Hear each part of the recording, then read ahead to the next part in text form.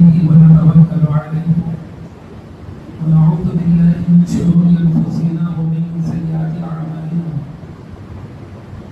من يهده الله فلا مضل له ومن يضلله فلا هادي له وأشهد أن لا إله إلا الله وأشهد أن محمدا عبده ورسوله صلى الله عليه وعلى آله وأصحابه أجمعين أما بعد فإن خير الحديث كتاب الله وخير الهدي هدي محمد صلى الله عليه وسلم وشر الأمور محدثاتها وكل محدثة بدعة وكل بدعة ضلالة وكل ضلالة في النار. أعوذ بالله من الشيطان الرجيم. بسم الله الرحمن الرحيم. يا أيها الذين آمنوا اتقوا الله حق تقاته ولا تموتن إلا وأنتم مسلمون. يا أيها الناس اتقوا ربكم الذي خلقكم من نفس واحدة وخلق منها زوجها وبث منهما رجالا كثيرا ونساء واتقوا الله الذي تساءلون به والأرحام إن الله كان عليكم رقيبا. يا أيها الذين آمنوا اتقوا الله وقولوا قولا سديدا يصلح لكم أعمالكم ويغفر لكم ذنوبكم ومن يطع الله ورسوله فقد فاز فوزا عظيما. وقد قال الله تبارك وتعالى فلا تطع الكافرين وجاهدهم به جهادا كبيرا. تمام تعریفیں اس ذات وحدہ لا شریک کے لیے لائق و زیبا ہے جو ساری کائنات کا پالنہار ہے، رحمان ہے، رحیم ہے، کریم ہے، غفور ہے، غفار ہے، ستار ہے، قہار ہے، جو اپنے ذات میں یکتا، اپنی عبادت میں تنہا، اپنی صفات میں اکیلا ہے. بے شمار درود و سلام ہو نبی مکرم و محترم پر جن اللہ رب العزت نے تمام جن و انس کے لیے ہادی و رہنما بنا کر مبعوث فرمایا، جو اللہ کے بندے اس کے رسول ہیں، آخری نبی ہے، آپ کے بعد نبوت کا سلسلہ بن کر دیا ہے. اس مختصر سی حمد و ثنا کے بعد حاضرین جمعہ میں آپ حضرات کے سامنے قرآن مجید کی ایک آیت کریمہ تلاوت کی ہے جو آج کے موضوع کی مناسبت سے تلاوت کی گئی ہے. اس میں اللہ رب العزت کہتا ہے کہ اللہ کے نبی صلی اللہ علیہ وسلم آپ ان کفار کی اطاعت مت کیجیے اور ان کفار کے ساتھ اس قرآن مجید کے ذریعے بڑا قتال کیجیے، بڑا جہاد کیجیے. اس آیت کریمہ کی روشنی میں جو آج کا موضوع ہے عظمت قرآن، اس کو سمجھنے کی کوشش کریں گے. یقیناً قرآن مجید کی بہت بڑی عظمت ہے، اس کی شان ہے. اللہ تبارک و تعالیٰ نے اس کتاب کو ایک معجزہ بنا کر اتارا ہے. ہر نبی کو اللہ تبارک و تعالیٰ نے الگ الگ معجزے دیے، لیکن وہ معجزے وقتیات ہیں. چاہے وہ عصائے موسیٰ علیہ السلام کا معاملہ ہو، چاہے عید بیضا کا معاملہ ہو،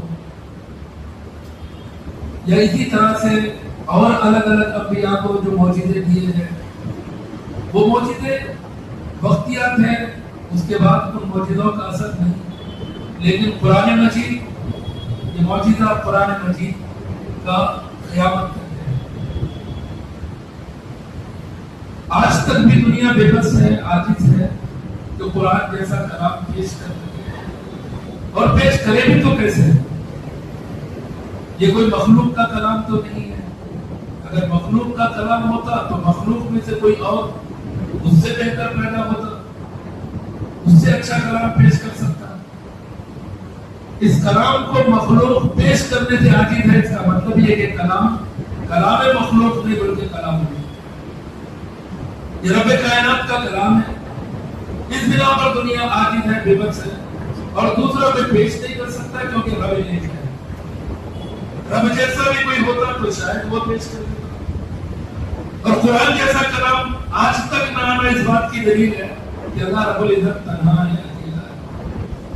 اس کا کوئی شریک ہوتا, اس کا کوئی ساتھی ہوتا تو یقیناً قرآن مجید جیسا کوئی اور کلام, کوئی اور احکامات کی کتاب اتر آتا. تو نہ ہونا اس بات کی دلیل ہے کہ رب کائنات تنہا ہے. اللہ تبارک و تعالیٰ نے اس کتاب کے تعلق سے کہا یا ایھا الناس قد جاءتکم موعظۃ من ربکم وشفاء لما فی الصدور وہدی ورحمۃ للمؤمنین. اے لوگوں, تمہارے رب کے پاس سے تمہارے لیے نصیحت آئی ہے. یہ انسانوں کے لیے نصیحت ہے, ان کے رب کی ہے.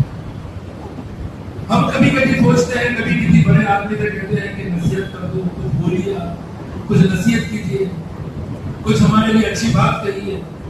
تو اللہ تبارک و تعالیٰ تمام انسانوں کو مخاطب کر کے کہتا ہے یا ایھا الناس, اے انسانوں, اے لوگوں, قد جاءتکم موعظۃ من ربکم, یہ تمہارے رب کی طرف سے نصیحت ہے. اللہ سے بہتر کسی کی نصیحت ہو سکتی ہے؟ اللہ سے بہتر بھی کوئی نصیحت کر سکتا ہے؟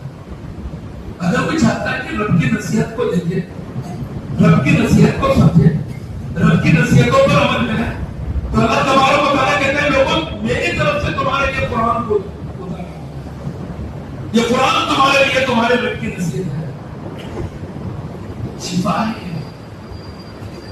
یقیناً قرآن مجید پوری شفا ہے.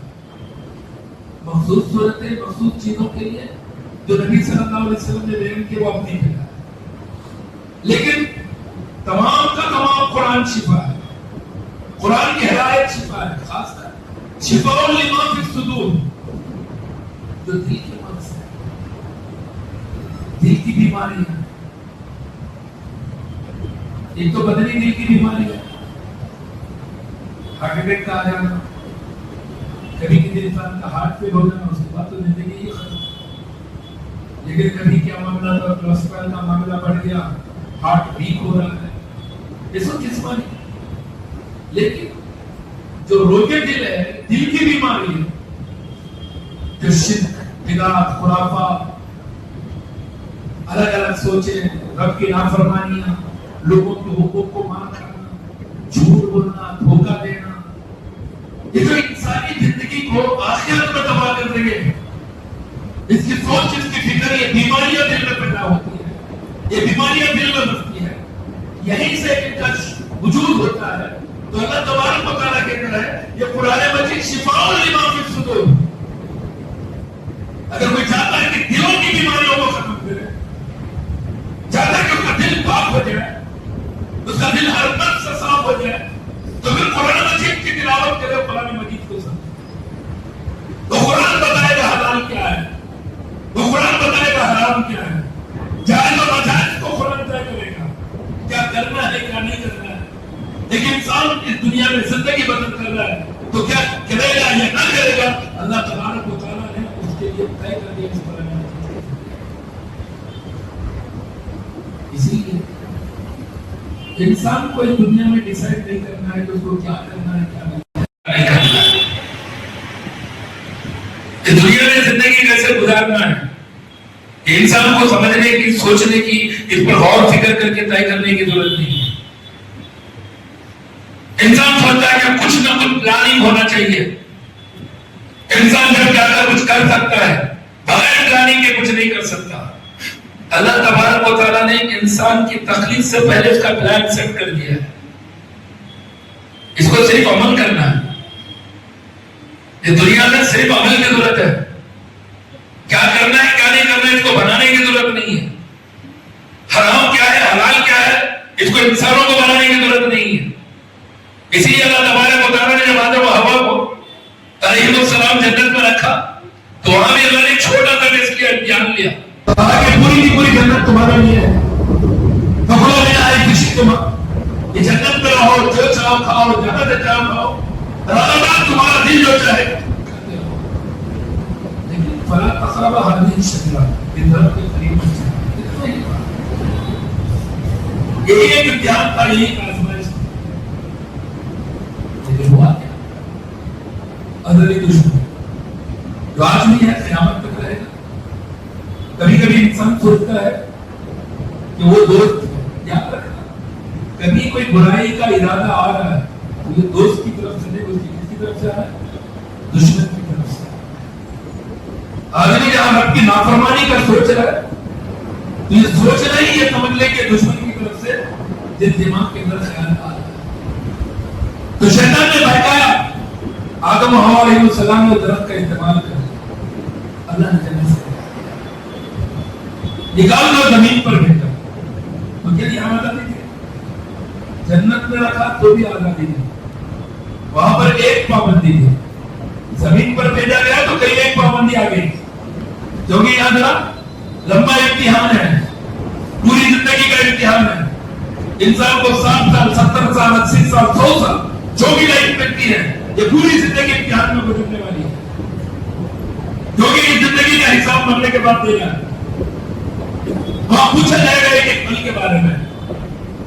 ہمیں بہت نارمل لے کر زندگی کو جی لینا. ہر انسان سوچ رہا ہے کہ چلو جیسا بھی ہے جینا ہے, صبح سے شام تک محنت کرنا کیسا بھی ہو کرنا ہے, کمانا کیسا بھی ہو کمانا ہے, خرچ کرنا کیسا بھی ہو خرچ کرنا ہے, جیو کیسا بھی ہو جینا ہے, کیسا بھی ہو جینا ہے. ویسے ہی جینا ہے جیسے رب نے حکم کیا, ویسے ہی جینا ہے جیسے رب چاہتا ہے. کیونکہ یہ زندگی ہم اپنے طور پر نہیں جی سکتے. یہ زندگی کا دینے والا اللہ ہے اور اللہ ہی نے ڈیسائیڈ کیا ہے کہ زندگی میں جینا کیسے ہے اور کیسے جینا ہے. اللہ تبارک و تعالیٰ نے یوں ہی چھوڑ نہیں دیا بلکہ زندگی دے کر زندگی جینے کا طریقہ بھی دیا اور وہ طریقہ دیا تو اپنی کتابوں کے ذریعے دیا. پھر ان کتابوں کو سمجھانے کے لیے اللہ نے انبیاء کو بھیجا. اسی لیے اللہ کہتا ہے فَإِمَّا يَأْتِيَنَّكُم مِّنِّي هُدًى فَمَن تَبِعَ هُدَايَ فَلَا خَوْفٌ عَلَيْهِمْ وَلَا هُمْ يَحْزَنُونَ. لوگوں تمہارے پاس میرے پاس سے ہدایت آئے گی. فَإِمَّا يَأْتِيَنَّكُم مِّنِّي هُدًى جب میری طرف سے تمہارے لیے ہدایت آئے گی وہی ہدایت تمہارے لیے ہے, اسی پر تمہیں عمل کرنا ہے, اسی ڈائریکشن کو فالو کرنا ہے. اور جو کرے گا فَمَن تَبِعَ هُدَايَ جو میری ہدایت کی اتباع کر لیا فَلَا خَوْفٌ عَلَيْهِمْ اسے ڈرنے کی ضرورت نہیں ہوگی. بے خوف زندگی گزارے گا دنیا میں. جیسے بہت سارے لوگ جیتے ہوئے بھی ڈرتے ہیں, نیکیاں کرتے ہوئے بھی خوف کھاتے ہیں, اچھائی کی طرف رہتے ہوئے بھی خوف کھاتے ہیں. صحیح کروں کہ غلط کروں کہ میچ کروں اتنی دنیا نہیں کر رہے, اتنے لوگ نہیں کر رہے, میں اکیلا کر رہا ہوں. اللہ تبارک و تعالیٰ کہہ رہا جو میرے دیے ہوئے ہدایت پر رہا اسے خوف کھانا, ڈرنا, شکوک و شبہات میں رہنا, ٹینشن میں رہنا, ڈپریشن میں جانا یا شکوک شبہات کرتے ہوئے جینا نہیں, بے خوف زندگی گزارنا ہے. فَمَن تَبِعَ هُدَايَ فَلَا خَوْفٌ عَلَيْهِمْ جو میری ہدایت کی اتباع کر لیا اس کے اوپر کوئی خوف نہیں ہے, بے خوف جینا ہے. وَلَا هُمْ يَحْزَنُونَ جب مرنے کے بعد جائے گا افسوس نہیں ہوگا, افسوس نہیں کرے گا میں کیسا جی کرا یار, میں کیا ہوگا میرا حال, میں چھٹی کیسا کرا, کچھ بھی سوچنے کی ضرورت نہیں پڑے گی اس کو. کس کو؟ اللہ نے جو ہدایت اتارا ہے اس پر کس نے اتباع کیا, اس کی کس نے اتباع کی. اور اس آخری امت کے لیے اللہ تبارک و تعالیٰ نے کس چیز کو اتارا ہے؟ قرآن کو اتارا ہے. اور اس آخری امت کے لیے جن کی اطاعت بطور نبی دی گئی ہے وہ کون ہے؟ محمد صلی اللہ علیہ وسلم. جب آدمی قرآن و حدیث پر عمل کر لے, قرآن و حدیث کے مطابق جینا شروع کر دے, پوری زندگی اسی طریقے سے جی لے, کبھی نہ خوف کھانے کی ضرورت, پوری دنیا نہیں کرتے, اکیلا کر رہا ہے, اکیلا قرآن و حدیث پر پابند ہے, دنیا دوسری طرف ہے, تو بھی اس کو خوف نہیں کھانا چاہیے کیونکہ اس نے اس ہدایت پر عمل کیا ہے جو اللہ تبارک و تعالیٰ نے اس کے لیے اتارا ہے. اور کل افسوس کرے گا ہی نہیں. اسی لیے اللہ تبارک و تعالیٰ نے کہا کہ یہ ہدایت میری طرف سے آئے گی, جو اتباع کرے گا نہ خوف کھائے گا نہ رنجیدہ ہوگا, جو اتباع نہیں کیا اس کو ڈرنا ہے اور افسوس کرنا ہے کل قیامت کہے گا افسوس. اللہ تبارک و تعالیٰ جب تمام مخلوق کو جمع کرے گا, تمام کی تمام مخلوقات جمع کی جائے گی, یہاں تک کہ اللہ تبارک و تعالیٰ جانوروں کو بھی جمع دے گا. کیوں؟ اللہ نے ایک دوسرے پر حقوق کر دیا, حقوق اللہ کا معاملہ تو اللہ نے خاص کر انسان اور جنات کے لیے کیا. جیسے اللہ نے طے کر دیا وَمَا خَلَقْتُ الْجِنَّ وَالْإِنسَ إِلَّا لِيَعْبُدُونِ, میں نے جنات اور انسانوں کو عبادت کے لیے پیدا کیا. یہ ڈیسائیڈڈ ہے. اب کسی انسان کو اس میں چوائس نہیں ہے, چاہو تو میں رب کی عبادت کرو نہ کرو، کرے گا تو جنت میں لے کے، نہیں کرے گا تو جہنم میں جائے گا، یہ بھی ڈیسائیڈ ہے۔ تو اسی لیے انسان یہ نہیں کر سکتا کہ میں کیا کروں، میں کیا کروں، اپنے آپ کو سوچنے کی ضرورت نہیں ہے، عبادت ہی کرنا ہے۔ اللہ تبارک و تعالیٰ نے انسانوں اور جنات کے لیے طے کر دیا ہے، اس کے سوا کوئی چارہ ہی نہیں ہے۔ نہیں کر رہا نافرمانی کر رہا ہے، وہ عبادت سے بھاگ رہا ہے، رب کی نافرمانی کر رہا ہے، مگر پیدا تو اسی کے لیے کیا گیا ہے، دوسرا اور کوئی مقصد نہیں انسان اور جنات کے پیدا کرنے کا۔ اسی لیے اگر انسان سوچ رہا ہے کہ میں کیا کروں، کیسا کروں، کیسا جو، کچھ بھی سوچنے کی ضرورت نہیں ہے۔ اللہ تبارک و تعالیٰ نے عبادت کے لیے پیدا کیا، عبادت کیسے کرنا ہے اللہ تبارک و تعالیٰ نے اس کے لیے کتاب بتائی، نبی کو بھیجا، بس اس کو پڑھنا ہے، نبی کے مطابق، طریقے کے مطابق زندگی کو یہ ہوتا ہے۔ انسان اسی لیے اس کا کمانا، اس کا سونا، اس کا بال بچوں کو کھلانا، یہاں تک کہ نکاح کر کے پاک دامنی کے لیے بیوی کے پاس جانا، سب کچھ عبادت ہے، اجر ہے نہیں۔ اس کا کوئی عمل اس کی عبادت سے خالی نہیں ہے، کیونکہ اس کا کام ہی عبادت ہے۔ کوئی نیک کما، حلال کما کر بال بچوں کو کھلانا، حلال کما کر بلڈنگ بنانا بال بچوں کے رہنے کے لیے، وہ کمائی پر بھی اجر ہے۔ ایک روپے جو خرچ کرنا بال بچوں پر، اس پر نیکیاں ہیں، حالانکہ اس کی ذمہ داری ہے نا، بیوی کو پالنا، بچوں کو پالنا، ذمہ داری تو ذمہ داری ہے، لیکن وہ رب کے حکم کے مطابق، نبی کے طریقے کے مطابق کما کر بال بچوں کو کھلانا ہے، اور کی دنیا کو پورا کرنا ہے، ایک روپے پر اللہ تبارک و تعالیٰ نے اجر رکھا ہے، جو عبادت ہے اس کی۔ انسان سمجھ رہا ہے دین الگ دنیا الگ، انسان کی پوری زندگی ہی دین ہے، پیسہ کمانا یہ بھی دین ہے، کہاں خرچ کرنا وہ بھی دین ہے، سب کچھ دین ہے۔ تمہیں دنیا ہے کہاں؟ بس دنیا کے اندر جب حرام چیز کی طرف جا رہا ہے تو دین کے خلاف عمل کر رہا ہے، لیکن جو بھی طریقہ کار سے جی رہا ہے، پوری کی پوری دین کی زندگی اس کی گزر دینی زندگی گزار کے جا رہا ہے، عبادت کر کے جا رہا ہے۔ تو انسان سے اللہ تبارک و تعالیٰ نے یہی مطالبہ کیا ہے کہ وہ عبادت کرے، کیونکہ میں نے اس کو عبادت کیا ہے۔ مگر یہ عبادت کو عبادت بنانے کے لیے جہاں سے دلیل لی ہے، جس چیز سے سمجھنا ہے، اب آخری کتاب اللہ کا قرآن بہت عظیم کتاب ہے، جس مہینے میں اتارے گی اس مہینے کا نام لے کر اللہ تبارک و تعالیٰ نے ذکر کیا، شہر رمضان الذی انزل فیہ القرآن، جس رات میں یہ اتاری گئی، لیلۃ القدر خیر من الف شہر، قدر والی رات 1000 مہینوں سے افضل، 1000 مہینوں سے افضل ایک رات جس میں قرآن مجید کو اتارا گیا۔ پھر اس کے بعد اللہ تبارک و تعالیٰ نے نبی صلی اللہ علیہ وسلم کے زبانی بتایا کہ یہ قرآن جیسے واصل ابن عصقہ حدیث کے راوی ہے، اور واصل ابن عصقہ رضی اللہ عنہ قال قال رسول اللہ صلی اللہ علیہ وسلم اعطیت مکان التوراۃ السبع التواب ومکان الزبور المئین ومکان الانجیل المثانی وفضلت بالمفصل، رواہ الطحاوی والطبرانی۔ امام طحاوی اور طبرانی نے اس حدیث کو اپنی کتاب میں لایا ہے۔ حدیث کے راوی واصل ابن عصقہ رضی اللہ عنہ ہیں، کہتے ہیں کہ اللہ کے نبی صلی اللہ علیہ وسلم نے فرمایا مجھے تورات کی جگہ پر اس قرآن مجید کے 7 طوال 7 لمبی صورتیں دی گئی ہیں۔ اللہ نے جب بنو اسرائیل کے لیے تورات دی تھی، بنو اسرائیل کی ہدایت کے لیے جو تورات کو اتارا تھا، اللہ کے نبی صلی اللہ علیہ وسلم فرماتے ہیں اس کے برابر، اس کے مثل، تورات کے مثل اگر کوئی جاننا چاہتا ہے کہ تورات کے مثل اس امت کو کیا دیا گیا ہے، تو اللہ کے نبی صلی اللہ علیہ وسلم فرمانے مکان التوراۃ السبع التواب، تورات کی جگہ پر تورات کی طرح 7 لمبی صورتیں ہیں۔ وہ 7 لمبی صورتیں کیا کیا ہے ہمیں بہت سو کو یاد بھی نہیں ہوں گا۔ سب طوال کیا ہے؟ کئی مرتبہ ہم نے قرآن پڑھی ہوگی، ماہ رمضان گزر کر زیادہ دن نہیں ہوتا، لیکن اس کے باوجود بات نہیں بتا سکتے کہ 7 لمبی صورتیں قرآن مجید کی کون سی ہیں۔ سورہ بقرہ، سورہ آل عمران، سورہ نساء، سورہ مائدہ، سورہ انعام، سورہ اعراف، سورہ انفال، یہ 7 لمبی صورتیں۔ یہ تورات کی جگہ پر ہے۔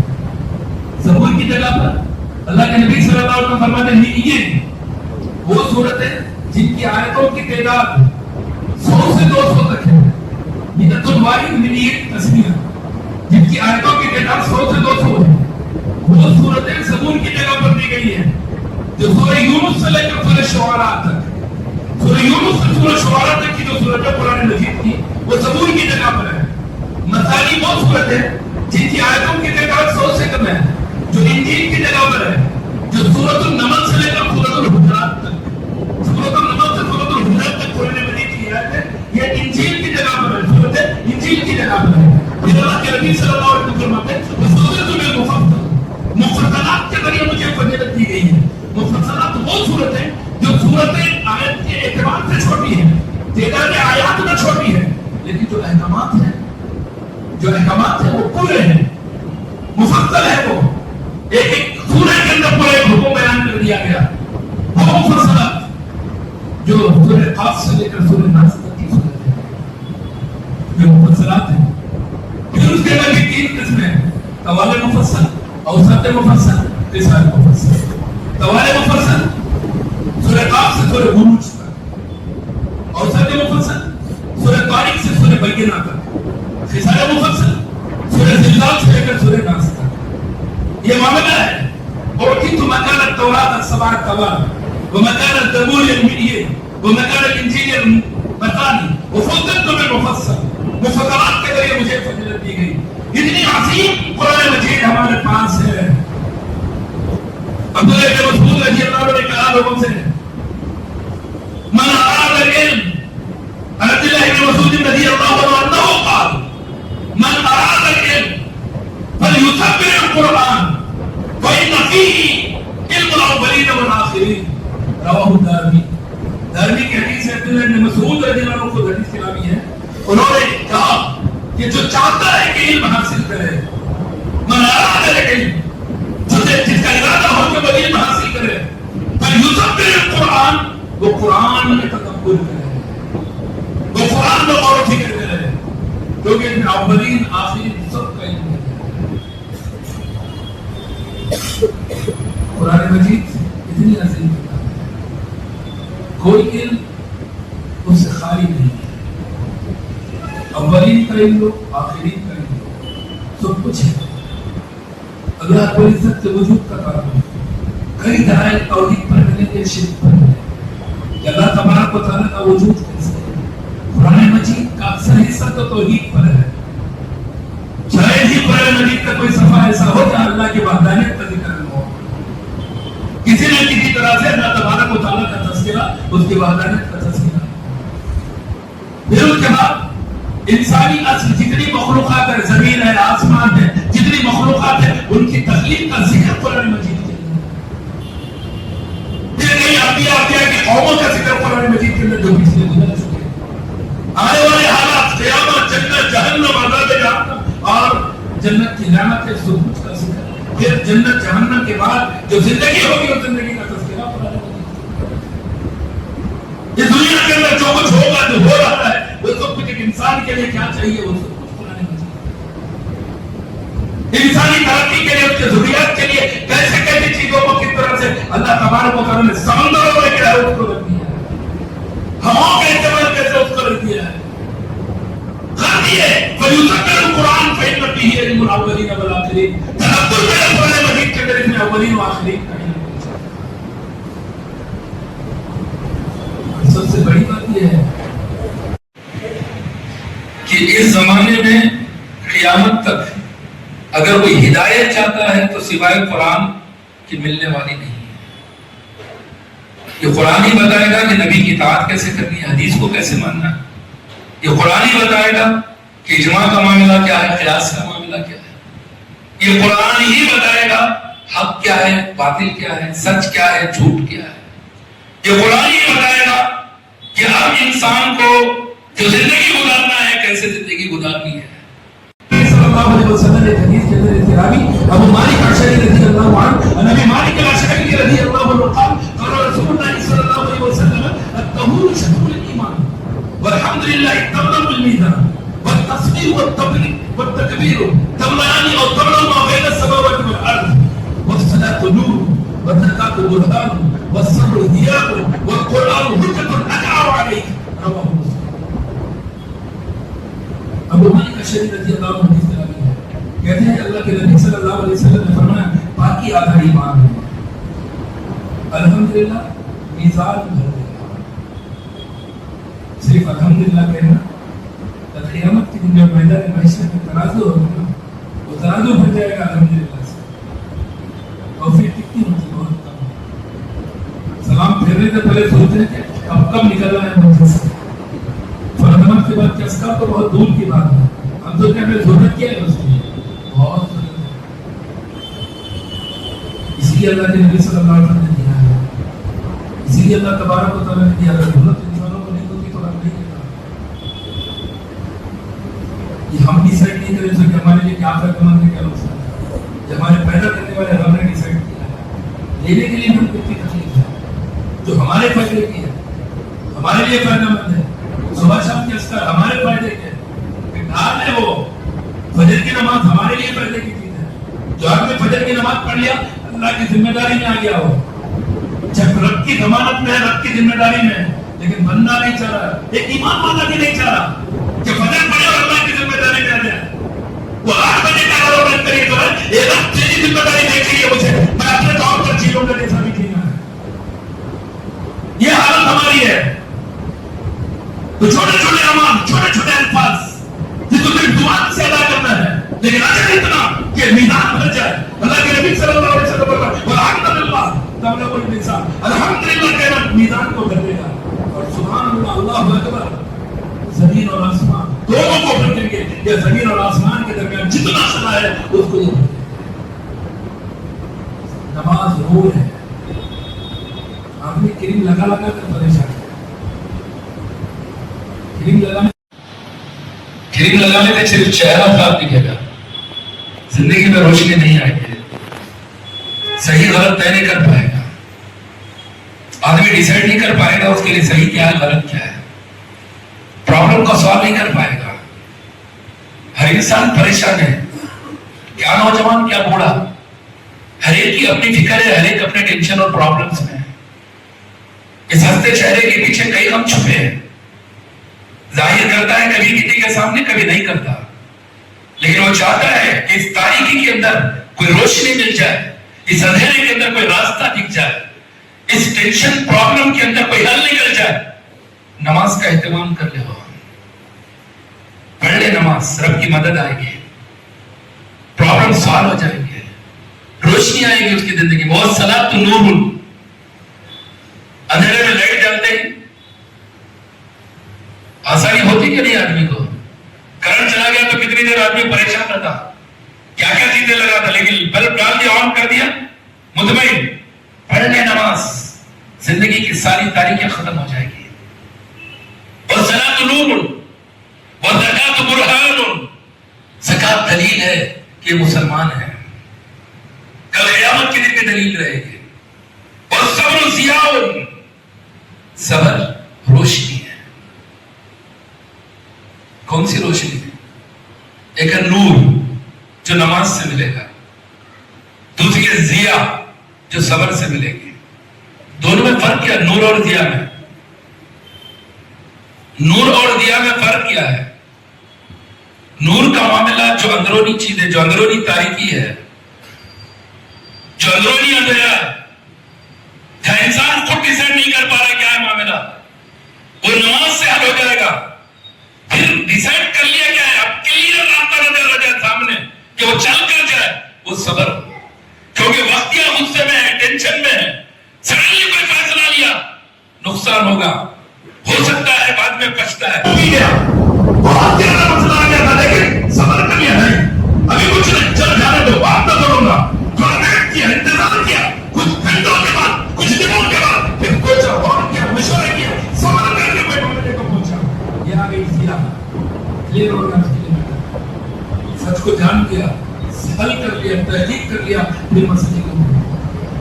اسی لیے اللہ تبارک و تعالیٰ نے کہا اے ایمان والو مدد طلب کرو نماز اور صبر سے. اور صبر کیا اور قرآن حجت لک وعلیک. ہم سوچ رہے کہ قرآن پہ عمل کرے تو چلتا, نہیں کرے تو چلتا, کیا ہونے والا ہے. بہت بڑی دلیل ہے قرآن. کل قیامت کے دن قرآن ہمارے خلاف ہی ہمارے لیے گواہ بن کر آئے گا میدان محشر میں.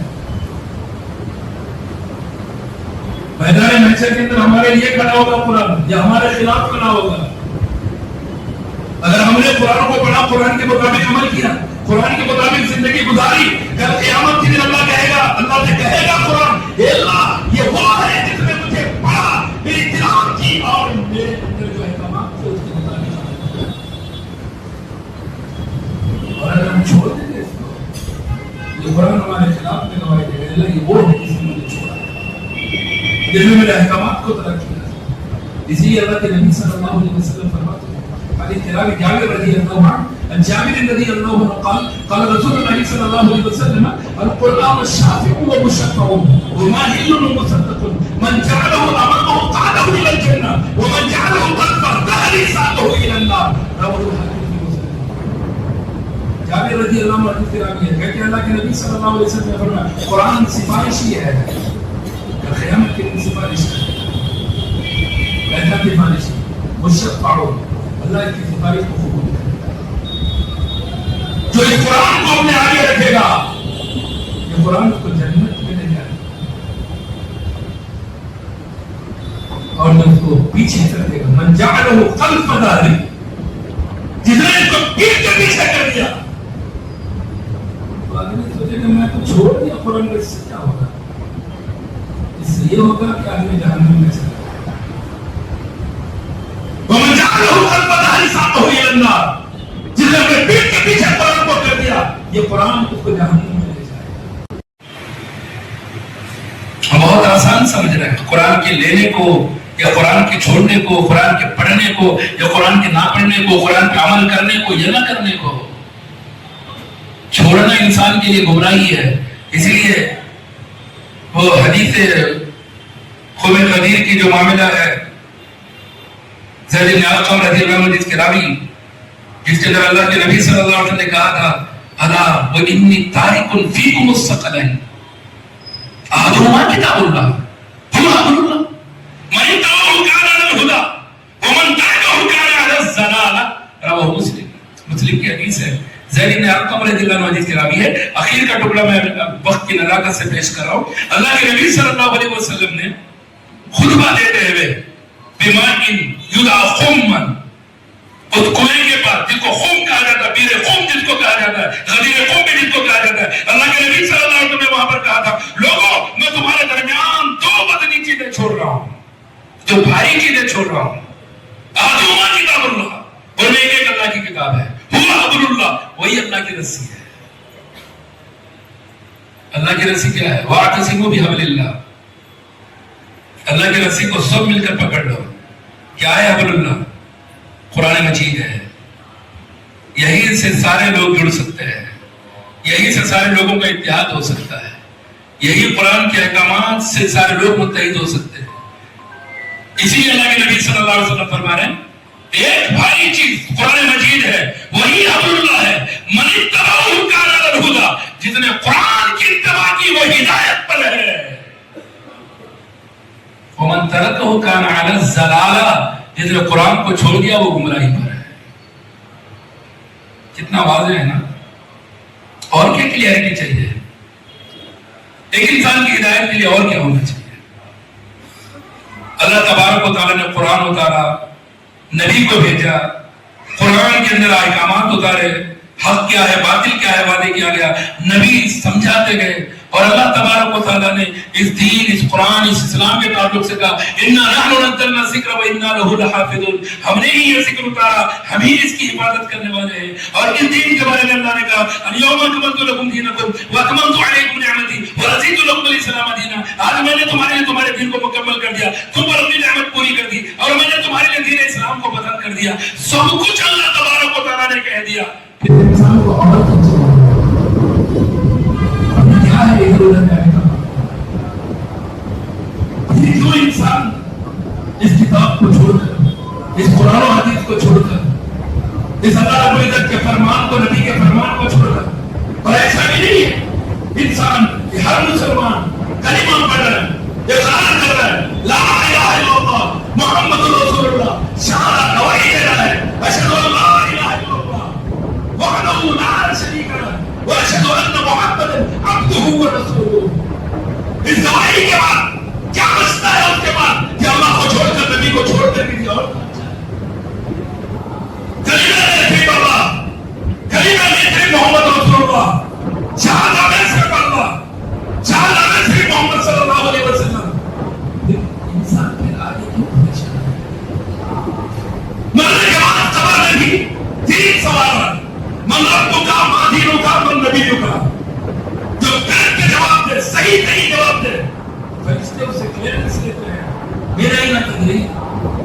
معلوم پڑا تجھے کہ تیرا رب اللہ ہے، تیرا دین اسلام ہے، تیرے نبی محمد صلی اللہ علیہ وسلم ہے؟ کیسے جانا تو